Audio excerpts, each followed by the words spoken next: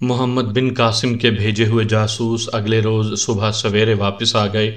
انہوں نے بڑی جاں فشانی سے اپنا فرض نبھانے کی کوشش کی تھی۔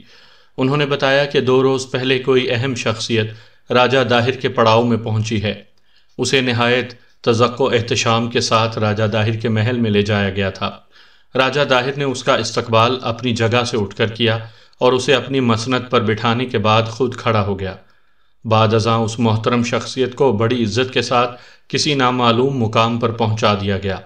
لشکر کے حلقوں میں خیال کیا جاتا ہے کہ یہ شخص کوئی مہا پنڈت قسم کی چیز تھی اور اسے راجہ کی روحانی پیشواؤں کا اعزاز حاصل ہے۔ کچھ لوگوں کا خیال ہے کہ یہ شخص راجپوتانہ سے آیا ہے اور اس کا تعلق سرخ پوشوں کی ریاست سے ہے۔ محمد بن قاسم کے بھیجے ہوئے جاسوسوں کی باتیں اشبا وغیرہ کو سمجھانے کے لیے کافی تھیں کہ تاریخ جنگل کا فرما روا دشمن فوج میں پہنچ چکا ہے۔ محمد بن قاسم نے لشکر کو تیاری کا حکم دیا۔ جو ہی صبح کا اجالا پھیلا، اسلامی لشکر حرکت میں آ گیا۔ سورج طلوع ہونے تک اسلامی فوج جتور کے قصبے میں پہنچ چکی تھی۔ دوسری طرف جب راجہ داہر کے وزیر سیاکر نے یہ بات سنی تو اس کے منہ سے بے اختیار نکلا، جتور تو جائے فتح ہے، اگر حملہ آور جتور پہنچ گئے تو ہماری خیر نہیں۔ راجہ داہر اس وقت راوڑ کے قلعے میں فروکش تھا۔ وہ اپنی شاہانہ مسند پر بیٹھا مختلف احکامات جاری کر رہا تھا۔ دونوں طرف مورچھل ہل رہے تھے۔ بیش قیمت لباس پہنے غلام اور کنیزیں عقب میں صف بستہ تھیں۔ یہ قلعے کی دوسری منزل تھی۔ ایک جھروکے سے دور تک کے مناظر دکھائی دیتے تھے۔ راجہ داہر کی نظر ایک گھڑ سوار پر پڑی۔ وہ سر پٹ بھاگا چلا آ رہا تھا۔ کچھ دیر بعد قلعے میں پہنچ کر راجہ داہر کے سامنے حاضر ہو گیا۔ اس نے بتایا کہ حملہ آور فوج اپنی جگہ سے حرکت کر کے جتور تک پیش قدمی کر چکی ہے، اور وزیر سیاکر نے کہا کہ جتور جائے فتح ہے اور اب دشمن کی فتح یقینی ہو گئی ہے۔ راجہ داہر کا چہرہ سرخ ہو گیا۔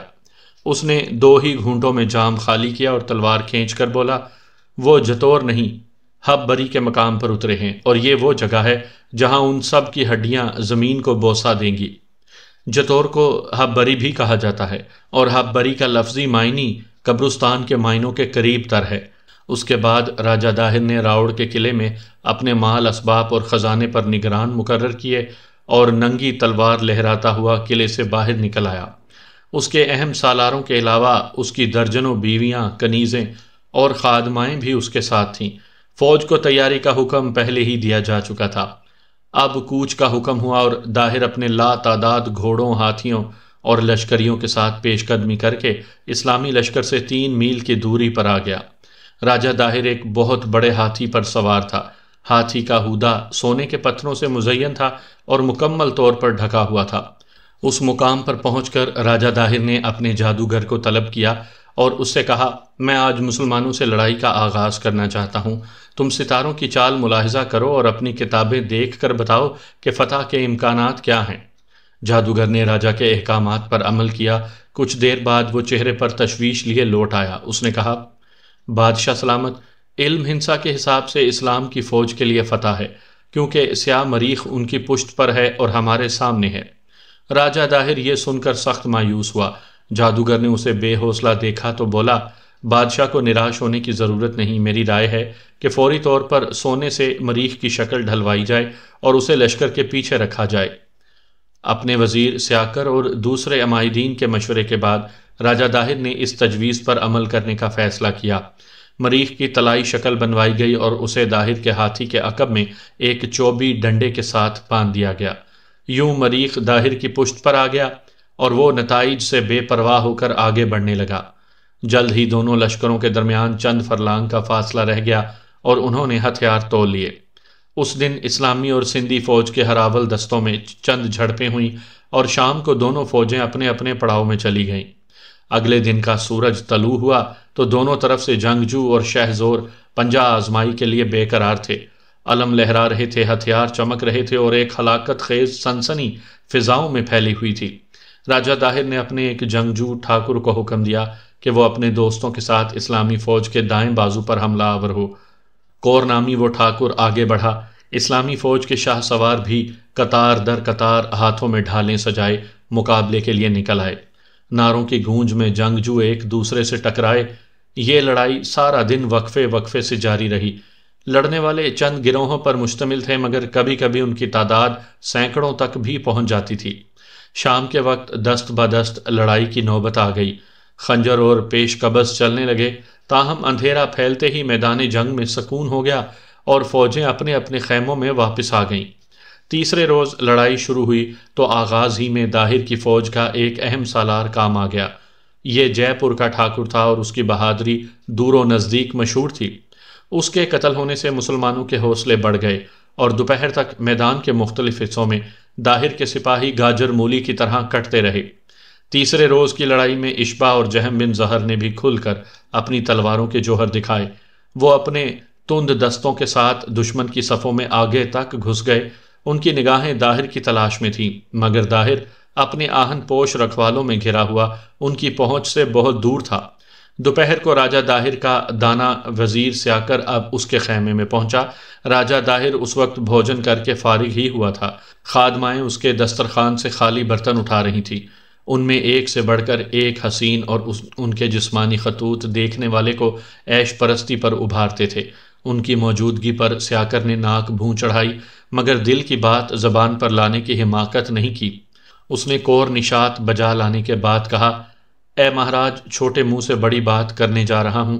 میرا خیال ہے کہ ہماری جنگ کا یہ طریقہ غلط ہے اور ہمیں آج کے جانی نقصان سے سبق حاصل کرنے کی ضرورت ہے۔ یہ درست ہے کہ وہی کچھ ہونا ہے جو بھگوان چاہے گا، مگر بطور سپہ سالاران ہمیں اپنی سی ہر کوشش کرنی چاہیے۔ ہمیں اب تسلیم کر لینا چاہیے کہ مسلمانوں کو دریائے مہران پار کرنے کا موقع دے کر ہم نے غلطی کی ہے۔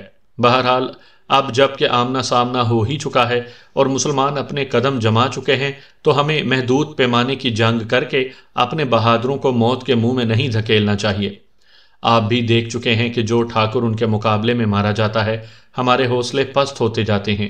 بہتر یہی ہے کہ آپ ورودھیوں پر بھرپور حملے کا حکم دیں، پوری فوج سے پوری شکتی کے ساتھ ہلہ بولا جائے، یا ہم فتح یاب ہوں یا وہ۔ راجہ داہر نے کہا، سیاکر، میں خود بھی یہی سوچ رہا ہوں۔ آج شام تک میں تمہیں اپنے فیصلے سے آگاہ کر دوں گا۔ قریباً یہی وہ وقت تھا جب محمد بن قاسم راجہ داہر سے بھرپور جنگ کا فیصلہ کر چکا تھا۔ اس نے اپنے منجنیق زنوں کو بلایا اور کہا کہ کل داہر کی فوج پر شدید حملہ ہوگا، لہٰذا وہ اپنے ہتھیاروں اور دوسرا ساز و سامان تیار رکھیں۔ ان منجنیق زنوں کی تعداد 900 کے لگ بھگ تھی۔ محمد بن قاسم نے انہیں 300 کی جماعتوں میں تقسیم کر دیا اور داروغہ اسلحہ جات کو حکم دیا کہ انہیں وافر مقدار میں پتھر اور آتش گیر مادہ فراہم کیا جائے۔ اگلے دن کا سورج اپنے دامن میں ان گنت حشر سامانیاں سمیٹے طلوع ہوا۔ یہ اس داستان کا نقطہ عروج تھا جو چند ماہ پہلے اس وقت شروع ہوئی تھی جب دیبل کی بندرگاہ پر ایک مسلمان دوشیزہ نے یا حجاج اغثنی پکارا تھا، اور دیکھا جاتا تو یہ داستان اس سے بھی پہلے شروع ہو چکی تھی، شاید اس وقت جب پہلے مسلمان نے سرزمین ہند پر قدم رکھا تھا۔ یہ سن 93 ہجری جمعرات کا دن اور رمضان المبارک کی 10 تاریخ ہے۔ انگریزی حساب سے 711 عیسوی اور جون کی 12 تاریخ میدان جنگ کا منظر دیکھنے سے تعلق رکھتا ہے۔ دور دور تک انسانی سر نظر آ رہے ہیں۔ ان کے مشرق میں دریائے مہران کا چمکتا پانی ہے اور اوپر سورج کا آتشی گولا دھیرے دھیرے طلوع ہو رہا ہے۔ اسلامی لشکر کے ہراول دستے گھڑ سواروں پر مشتمل ہیں۔ یہ گھڑ سوار زرہ بند ہیں۔ ان کے ہاتھوں میں تلواریں، ڈھالیں، نیزے اور بھالے ہیں۔ ان کے درمیان کہیں کہیں اسلامی پرچم بھی لہرا رہے ہیں۔ وہ اپنے مشکی اور سفید عربی گھوڑوں پر چوکس بیٹھے اپنے سپہ سالار کے حکم کے منتظر ہیں۔ ان کے چہروں سے عیاں ہے کہ ایک اشارے پر وہ اپنی جانوں کی بازی لگا دیں گے۔ میمنا کی فوج پر خنالہ کلابی مامور ہیں۔ میسرہ کا علم مشہور ترین سپہ سالار محمد بن قاسم عزم و حوصلے کی چٹان بنا کھڑا ہے۔ گھڑ سواروں کے عقب میں پیادہ دستے ہیں، ہر سینہ چٹان اور ہر بازو فولاد ہے۔ قطار در قطار، قبیلہ در قبیلہ صفیں باندھے وہ غنیم پر فیصلہ کن ضرب لگانے کے لیے تیار ہیں۔ محمد بن قاسم اپنے گھوڑے کا رخ موڑتا ہے اور اپنے جاں بازوں کے سامنے آتا ہے۔ اس کی دل نشیں آواز لشکریوں کے سینوں میں طوفان اٹھاتی چلی جاتی ہے۔ میرے بہادروں، یہ کافروں کے گروہ ہمارے ساتھ لڑائی کے لیے تیار ہو کر آئے ہیں، لیکن ان کی اور ہماری لڑائی میں بہت فرق ہے۔ یہ اپنی دولت، جائیداد اور کنبوں کی خاطر لڑیں گے، جبکہ ہماری تلواریں رضائے الہی کے لیے میانوں سے نکلی ہیں۔ ان کا مطمع نظر دنیا ہے، ہمارا مقصد آخرت ہے۔ اپنے ہتھیار مضبوطی سے تھامو اور قرآنی آیات پڑھتے ہوئے دشمن پر یلغار کرو، انشاءاللہ فتح ہماری ہوگی۔ یہ فیصلے کا دن ہے اور ہمیں اس دن کو یادگار بنا دینا ہے۔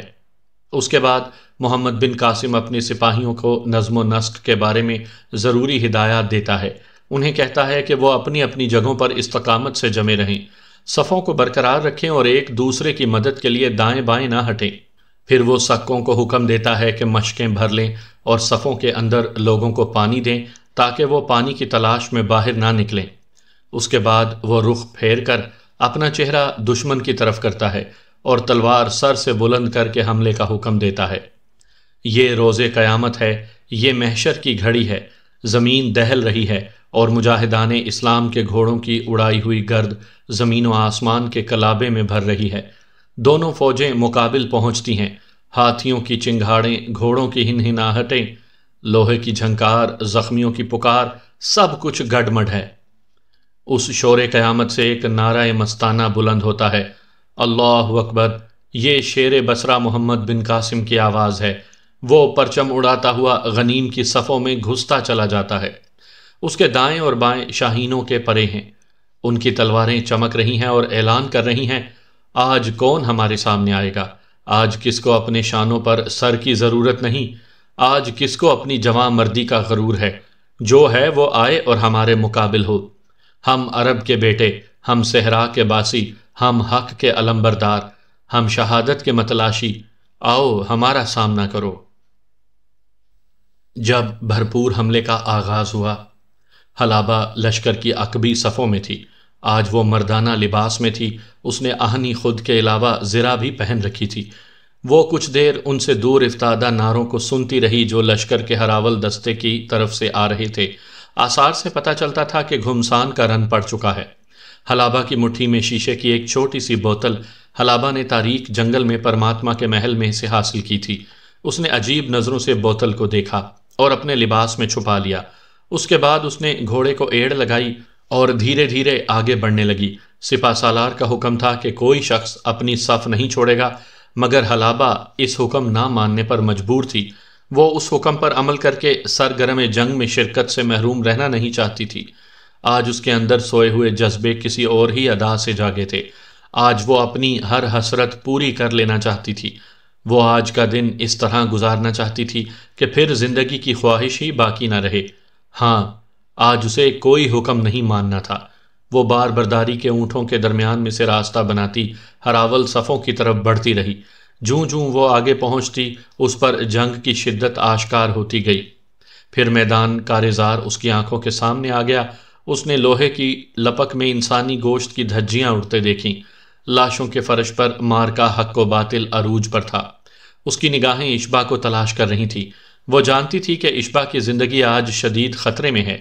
کچھ جاسوسوں کی زبانی اسے پتہ چلا تھا کہ دیبل کے کچھ ہندو غنڈوں نے اپنے خون سے اپنے چہروں کو رنگا ہوا ہے اور قسم کھا رکھی ہے کہ وہ آشا کے بچے اور اس کے مسلمان شوہر کو زندہ نہیں چھوڑیں گے۔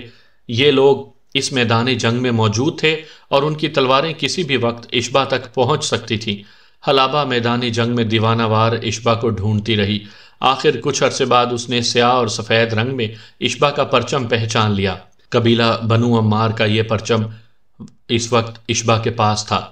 وہ گھوڑا دوڑاتی، گاہے بگاہے اپنی تلواریں چلاتی اور گاہے گاہے دشمن سواروں سے کنی کتراتی اشبا کے قریب تر پہنچ گئی۔ اس نے 20-30 گز کی دوری سے اشبا کو دیکھا تھا۔ وہ غالباً تھوڑی ہی دیر پہلے دشمن پر کوئی زوردار حلہ بولنے کے بعد واپس آیا تھا۔ اس کی گردن پسینے میں بھیگی ہوئی تھی اور سانس دھونکنی کی طرح چل رہا تھا۔ خون آلود شمشیر ابھی تک اس کے ہاتھ میں تھی۔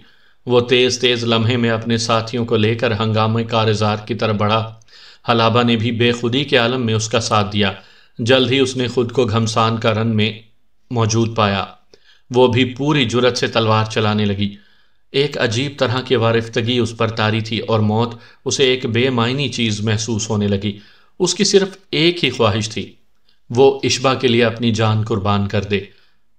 اس اشبا کے لیے جو اسلام کا سپاہی تھا، جس کی زندگی انگنت بت پرستوں کی موت تھی اور جس کی شمشیر لشکر اسلام کا سرمایہ تھی۔ وہ لڑ رہی تھی اور اس کی نگاہیں اشبا پر جمی تھیں۔ وہ اس کا سایہ بنی ہوئی تھی۔ اس کے دل کی گہرائیوں سے دعا نکل رہی تھی، کاش اشبا کی طرف جانے والا کوئی تیر اس کے سینے میں پیوست ہو جائے، کاش اس پر اٹھنے والی کوئی تلوار وہ اپنے جسم پر روک سکے۔ ابھرتے سورج کے ساتھ ساتھ لڑائی کے ہنگامے شدت اختیار کرتے گئے۔ دوپہر سے ذرا قبل اسلامی فوج کے ایک چند سو مجاہدوں نے ایک زوردار ہلہ بولا اور دشمن کو مارتے کاٹتے اس ہاتھی کے قریب پہنچ گئے جس پر داہر سوار تھا۔ یہ ہاتھی چاروں جانب سے دشمن کے منتخب بہادروں میں گھرا ہوا تھا۔ حلابہ نے اشبا کو دیکھا، اس کی تلوار بجلی کی طرح کوند رہی تھی۔ اس کے پہلو میں شجاع حبشی تھا۔ شجاع حبشی سیاہ گھوڑے پر سوار تھا۔ اس نے دور سے داہر کو للکارا اور جان ہتھیلی پر رکھ کر اس کی طرف بڑھا۔ اس دوران داہر کے محافظوں نے اسے بتایا کہ وہ کالا شخص آپ سے لڑائی کے لیے آ رہا ہے۔ راجہ داہر کے حکم پر ہاتھی کے مہاوت نے اسے شجاع حبشی کی طرف موڑا۔ شجاع حبشی نے اپنے گھوڑوں کی آنکھوں کے کپڑوں سے ڈھانپ رکھا تھا تاکہ وہ ہاتھی سے خوف زدہ نہ ہو جائے۔ اس نے بڑی دلیری سے آگے بڑھ کر ہاتھی کی سونڈ پر حملہ کیا۔ داہر نے ذہن میں بجھا ہوا ایک تیر جو کینچی کی شکل میں تھا اپنی کمان پر چڑھایا اور پوری طاقت و ہنرمندی کے ساتھ شجاع پر چلایا۔ نشانہ درست لگا اور شجاع کا سر اس کی گردن سے جدا ہو گیا۔ داہر نے جوش میں چلا کر کہا، میں نے مار ڈالا، میں نے قتل کر دیا۔ اس کے محافظوں نے راجہ داہر کی جے اور بجرنگ بلی کے نعرے لگائے۔ مسلمانوں پر ایک زوردار حملہ ہوا اور وہ دباؤ میں آ کر پیچھے ہٹنے لگے۔ داہر کے لشکر نے اس کھلبلی سے پورا فائدہ اٹھایا اور کئی اطراف سے بھرپور حملہ کر دیا۔ اسلامی صفیں اکھڑ گئیں اور ہر طرف ابتری نظر آنے لگی۔ چند لمحے کے لیے یوں محسوس ہوا جیسے مسلمانوں کو شکست ہو رہی ہے۔ یہ بڑی نازک گھڑیاں تھیں۔ حلابہ کی نظریں محمد بن قاسم پر پڑیں۔ محمد بن قاسم کے ہونٹ خشک ہو رہے تھے اور چمکدار رخساروں کی ہڈیاں ابھر رہی تھیں۔ اس نے بھاگتے ہوئے سکے کو روک کر اسے چند گھونٹ پانی پیا اور تلوار لہرا لہرا کر اپنے جانثاروں کو پکارنے لگا، میں تمہارا سپہ سالار محمد بن قاسم یہاں موجود ہوں، تم پیچھے کیوں ہٹ رہے ہو؟ ڈھالیں اٹھا لو اور حملہ کرو تاکہ کافر مارے جائیں اور ہماری فتح ہو۔ محمد بن قاسم کی جادو اثر آواز نے قرب و جوار کے جاں بازوں کو جیسے زمین میں گاڑ دیا۔ وہ آگے بڑھتے ہوئے کفار کے سامنے لوہے اور پتھر کی طرح جم گئے۔ اس وقت حلابہ کو اشبا کے نعرے کی گونج سنائی دی۔ پھر دیکھتے ہی دیکھتے میدان جنگ کا یہ حصہ خون ریز لڑائی کی زد میں آ گیا۔ جنگجو اتنی شدت سے لڑے کہ تلواریں ٹوٹ گئیں اور ہاتھوں کے چمڑے پھٹ گئے۔ تھوڑی ہی دیر مسلمان ایک بار پھر صورتحال کو سنبھالنے میں کامیاب ہو گئے۔ شدید لڑائی کے دوران کچھ دیر کے لیے اشبا حلابہ کی نظروں سے اوجھل ہو گیا تھا۔ اس نے جب اسے دوبارہ دیکھا تو وہ لشکر میسرہ کے قریب لڑ رہا تھا۔ اس کے چہرے پر خون کے چھینٹے تھے اور آہنی خود ایک جانب سے پچکی ہوئی تھی۔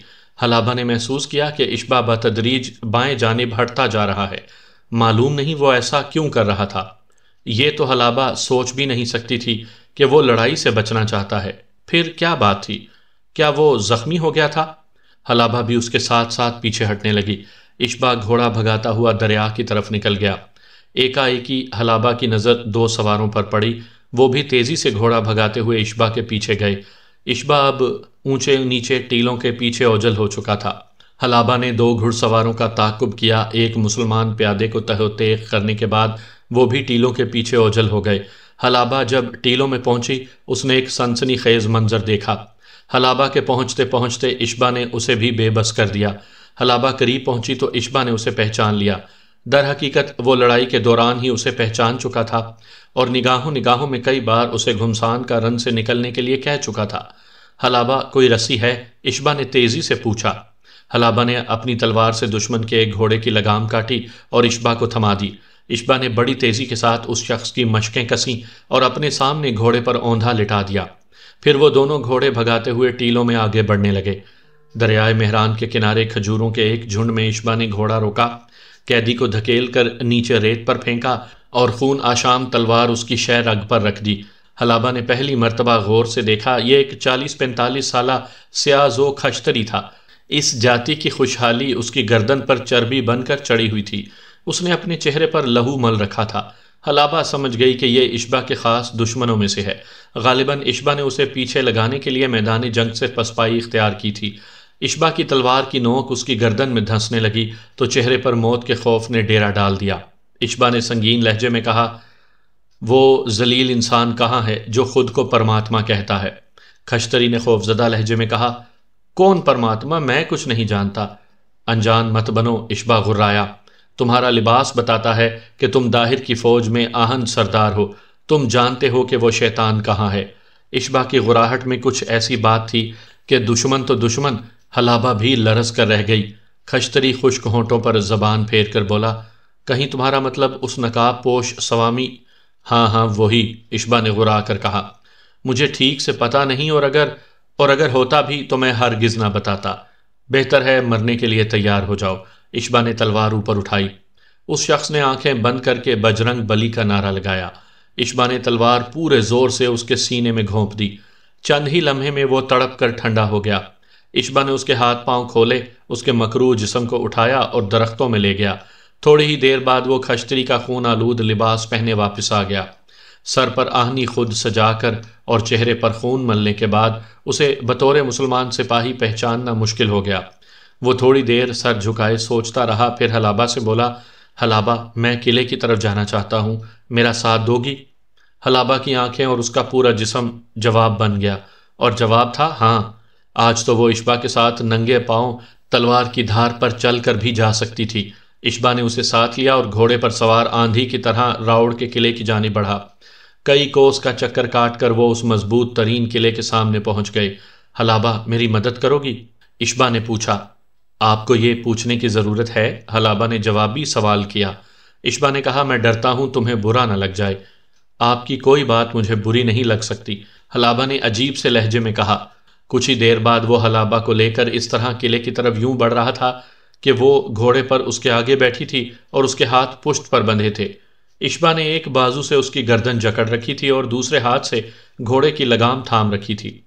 قلعے کے عظیم الشان دروازے پر پہنچ کر وہ جست لگا کر گھوڑے سے اترا اور ایک بے رحمانہ جھٹکے سے حلابہ کو کندھے پر لادا اور قریباً بھاگتا ہوا پہرے داروں کی طرف آیا تھا۔ یہ 2 پہرے دار تھے۔ اشبا کی توقع کے برخلاف انہوں نے بغیر کچھ پوچھ گچھ کے چھوٹا دروازہ کھولا اور اسے اندر آنے دیا، مگر چند قدم چلنے کے بعد اسے ایک دروازے کے سامنے روک لیا گیا۔ مسلح پہرے داروں نے اس کی شناخت پوچھی۔ حلابہ جو مسلسل جد و جہد کر رہی تھی زور زور سے چیخنے لگی۔ اس کی چیخوں کے درمیان ہی اشبا نے پہرے داروں کو مبہم سا جواب دیا اور جلدی سے اندر داخل ہو گیا۔ اب وہ محفوظ ترین قلعے کی اصل عمارت میں داخل ہو چکا تھا۔ ہر طرف چہل پہل نظر آ رہی تھی۔ میدان جنگ میں رسد پہنچانے کے لیے درجنوں چھکڑوں پر پانی کے بھرے مشکیزے اور خوراک سے بھرے برتن لادے جا رہے تھے۔ چند چھکڑے نیزوں اور تیروں تلواروں سے بھرے ہوئے تھے۔ کچھ چھکڑے مخالف سمت میں کھڑے تھے، ان میں میدان جنگ سے زخمیوں اور لاشوں کو لایا گیا تھا۔ اس قطار میں بہت سی گھوڑا گاڑیاں بھی شامل تھیں۔ گھوڑا گاڑیوں کے فرش خون سے تربتر تھے۔ ایک گھوڑا گاڑی میں شراب کے بہت سے خالی برتن اوندھے پڑے تھے۔ ظاہر ہے یہ برتن میدان جنگ سے آئے تھے۔ اشبا ان گھوڑا گاڑیوں کے پاس سے گزرتا ہوا سیڑھیوں تک پہنچا اور حلابہ کو دوسری منزل پر لے آیا۔ وہ اس کے کندھے پر بدستور جد و جہد کر رہی تھی۔ یہاں پہنچ کر اشبا نے اسے کندھے سے اتار دیا۔ یہ ایک طویل غلام گردش تھی جس پر جگہ جگہ جھروکے بنے ہوئے تھے۔ اشبا نے ارد گرد دیکھا، کوئی موجود نہیں تھا۔ در حقیقت اس راہداری میں دور تک سندھی سالاروں کے رہائشی حجرے تھے۔ سالار چونکہ میدان جنگ میں تھے لہٰذا راہداری سنسان پڑی تھی۔ اشبا نے جلدی جلدی حلابہ کی بندشیں کھولیں اور ایک پیش قبض اس کے حوالے کر دی۔ اب کیا ارادہ ہے؟ حلابہ نے پوچھا۔ میرا خیال ہے جنوبی حصے کی طرف جانا چاہیے۔ اچانک وہ دونوں بری طرح چونک گئے۔ ان کے بالکل پاس ایک اندھیرے کونے سے کسی کے قدموں کی چاپ ابھری۔ انہوں نے ایک ساتھ مڑ کر دیکھا۔ ایک شاہی خادمہ ان کے ساتھ کھڑی تھی۔ اس کے چہرے پر ریشمی نقاب تھا اور آنکھیں حیرت سے ابلی پڑ رہی تھیں۔ اس سے پہلے کہ وہ اپنی سریلی آواز میں چلاتی، اشبا نے بے پناہ پھرتی سے لپک کر اسے دبوچ لیا۔ نوجوان خادمہ کی چیخ اشبا کی ہتھیلی میں دب کر رہ گئی۔ اشبا اسے گھسیٹتا ہوا ایک تاریک حجرے میں لے آیا۔ حلابہ بھی اس کے ساتھ تھی۔ خادمہ بری طرح مچل رہی تھی۔ اس کے لمبے ریشمی بال کھل کر فرش تک پھیل گئے تھے۔ اشبا نے اسے زمین پر گرا کر تلوار کی نوک اس کے سینے پر رکھ دی۔ خبردار آواز نکالی تو اس نے خونی لہجے میں کہا۔ جو ہی اشبا نے اس کے منہ سے ہاتھ ہٹایا وہ ہکلائی، کون ہو تم؟ اس کے سوالات سے صاف ظاہر ہو رہا تھا کہ وہ اندھیرے میں کھڑی اشبا اور حلابہ کی تمام حرکات دیکھ چکی تھی اور اسے 100% یقین ہو گیا تھا کہ اشبا دوست کے روپ میں دشمن ہے۔ اشبا نے سرد لہجے میں کہا، دیکھ لڑکی، تیری زندگی اور موت میں صرف ہاتھ کی جنبش کا فرق ہے۔ اگر زندگی سے کوئی لگاؤ ہے تو تو میرے سوالوں کا صحیح صحیح جواب دے۔ اشبا کو محسوس ہوا اچانک خادمہ کے تاثرات بدل گئے ہیں۔ اس کی خوبصورت آنکھوں میں تحیر تھا۔ کہیں تم سردار اشبا کے ساتھ تو نہیں؟ اس نے انگلی اٹھا کر سوال کیا۔ تم سردار اشبا کو کیسے جانتی ہو؟ اشبا نے پوچھا۔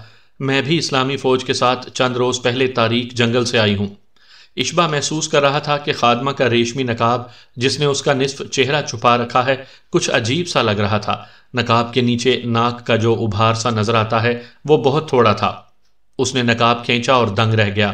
وہ خوبصورت چہرہ ناک سے محروم تھا۔ یوں لگتا تھا کہ کچھ عرصہ پہلے ناک کو تیز دھار والے آلے سے کاٹ دیا گیا ہے۔ اشبا اور حلابہ کو تعصب سے اس کا احساس ہوا۔ خادمہ نے کہا، میرا نام پونم ہے لیکن اب میں مسلمان ہوں۔ پرماتما کے فوجداروں نے میرا سب کچھ لوٹ لیا ہے، گھر بار، والدین، بہن بھائی۔ اس لوٹ مار میں صرف آبرو بچا سکی ہوں، وہ آپ دیکھ ہی رہے ہیں۔ خادمہ کے لہجے میں اشبا کو سچائی کی جھلک صاف محسوس ہوئی۔ اس نے کہا، لگتا ہے کہ تم دردناک حالات سے گزری ہو۔ شاید تم سردار اشبا کو شکل سے نہیں جانتی ہو۔ میں اشبا ہوں۔ کیا میں پوچھ سکتا ہوں کہ تم یہاں کیسے پہنچی؟ خادمہ کچھ دیر بغور اشبا کا خون میں لتھڑا ہوا چہرہ دیکھتی رہی۔ اسے اپنی آنکھوں پر یقین نہیں آ رہا تھا۔ اشبا اور حلابہ اسے بمشکل یقین دلانے میں کامیاب ہو سکے۔ پونم نے روتے ہوئے اپنے بارے میں سب کچھ بتایا۔ اس سے پتا چلا کہ تاریک جنگل میں پرماتما کی شکست کے بعد وہ سینکڑوں دوسرے قیدیوں کے ساتھ آزاد ہو گئی تھی۔ اس کے سینے میں پرماتما اور اس کے صفاق حواریوں کے لیے انتقام ہی انتقام تھا۔ چند روز پہلے وہ خادماؤں کے ایک گروہ میں چھپ کر قلعے کے اندر پہنچنے میں کامیاب ہو گئی تھی۔ اشبا اور حلابہ اس کی زبانی یہ سن کر مسرت انگیز حیرت میں ڈوب گئے کہ پرماتما اسی قلعے میں موجود ہے اور وہ اس کے خفیہ ٹھکانے کا سراغ بھی لگا چکی ہے۔ حلابہ نے اب حجرے کا آہنی دروازہ بند کر کے شمعدان روشن کر دیا اور وہ تینوں آرام سے گفتگو کر سکتے تھے۔ پونم نے بتایا کہ راجہ داہر کے حکم پر پرماتما کی سخت حفاظت کی جا رہی ہے۔ وہ قلعے کی تیسری منزل پر 12ویں برجی کے سامنے ایک محفوظ عمارت میں قیام پذیر ہے۔ پونم نے بتایا اس عمارت تک جانے کے لیے 2 طویل زینے ہیں۔ ان زینوں میں کم از کم 10 مقامات ایسے ہیں جہاں سخت پہرا ہے، لیکن وہ کئی دن کی کوشش کے بعد ایک ایسا زینہ دریافت کرنے میں کامیاب ہو گئی جو آج سے 15-20 سال قبل استعمال کیا جاتا تھا مگر اب ترک کیا جا چکا ہے۔ یہ تنگ زینہ دیوان عام کے پہلو میں واقع ہے اور ایک آہنی دروازے نے اسے بند کر رکھا ہے۔ پونم نے بتایا کہ دروازے پر بہت بڑا زنگ آلود قفل ہے، لیکن اگر یہ قفل توڑا جا سکے تو قلعے کی تیسری منزل تک رسائی ہو سکتی ہے۔